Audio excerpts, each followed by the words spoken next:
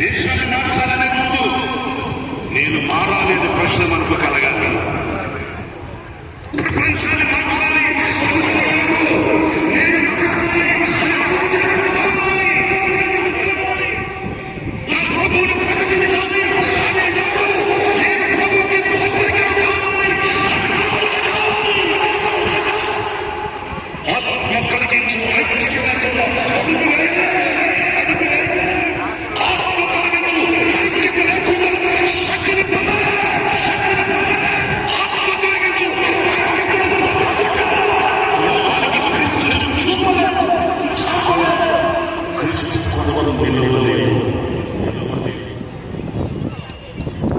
ఆది అపోస్తలులను పరిచయం చేశారు, ఒకతోటిగా చేశారు.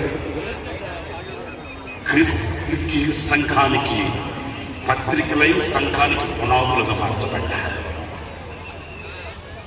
వింటున్నారా? తప్పుకుంటున్నారా?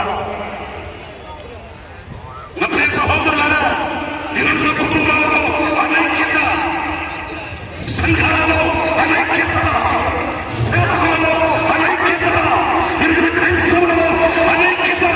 సాతాను యొక్క ఆయుధం, సాతాను యొక్క ఆయుధం. ఎందుకంటే సాతాను తెలుసు, వీళ్ళు ఐక్యపరచబడితే శక్తివంతులు.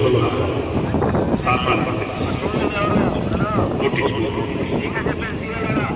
భార్యాభర్తలు మీరిద్దరు కలిస్తే దేవుని శక్తిని, మీ మనసులు కలిస్తే దేవుని శక్తిని మీ కుటుంబంలో చూపగలుగుతారు.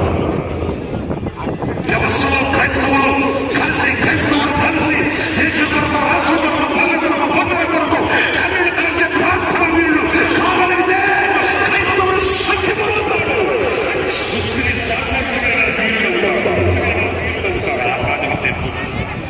అందుకే వాడు ఏం చేస్తాడు?